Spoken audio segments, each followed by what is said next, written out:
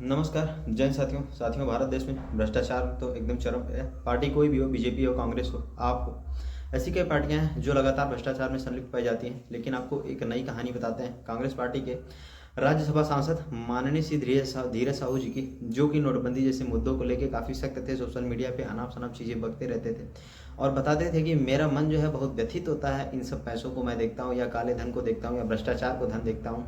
आपको जान के हैरानी होगी कि धीरज साहू जो कि कांग्रेस से राज्यसभा सांसद हैं, इनके यहाँ आयकर विभाग की जब रेड पड़ी तो पता चला इनके यहाँ की 9-10 अलमारियाँ जो है 500-500 और 500-500 के नोटों से भरी हुई थी। और आपको जान के हैरानी हुई कि लगभग 40 से ज़्यादा कैश मशीनें इन रुपयों को गिनने में लगी हैं और 5 दिन तक लगभग 351 करोड़ रुपए की नकदी की की जा चुकी है।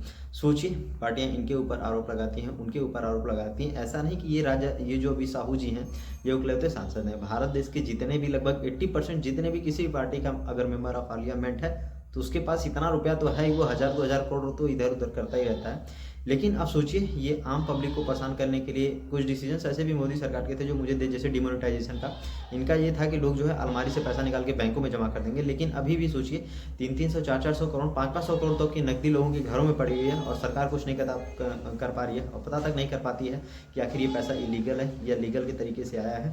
तो ये है धीरज साहू जी की कहानी, जो कि दूसरी सरकार को या बीजेपी सरकार को लगातार पूछते रहते हैं कि हाँ, मेरा मन व्यथित होता है इस भ्रष्टाचार को लेके, काले धन को लेके। लेकिन उनके यहाँ जो है 350 करोड़ की नकदी पाई गई है। लेकिन कुछ लोग जो देख रहे हैं इसमें भी जो है ये कहा जा रहा है कि वो कारोबारी हैं तो भैया कारोबारी हैं तो किसी के पास इतनी बड़ी मात्रा में जो है रुपए का मिलना किसी भी तरीके से वो नहीं है।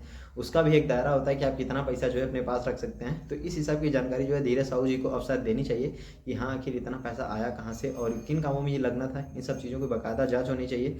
और मैं किसी भी तरीके से या किसी भी पार्टी का भ्रष्टाचार के मुद्दे में समर्थन नहीं करता हूँ, क्योंकि देश में जिस सब की स्तर विहीन राजनीति इस टाइम हो रही है, पार्टी कोई भी हो, उनका मात्र और मात्र मकसद यही है, रुपया बनाना, रुतबा कायम करना, लोगों को दबाए रखना, लोगों को कुचलना। और भारत देश में जो है राजनीति इसी स्तर पर चल रही है। काम तो जो हो रहा है वो हो ही रहा है, लेकिन राजनीति से मात्र रुपया बनाने का कार्य ही चल रहा है भारत देश में। और मैं देखता हूँ कि कांग्रेस जो है बीजेपी पे वार करती रहती है, बीजेपी कांग्रेस पे वार करती रहती है। लेकिन रियलिटी क्या होती है कि आखिर इतना इतना लोग कैश जो है एक साथ वो कर लेते हैं और पैसे का एक तरीके से फ्लो बंद हो जाता है।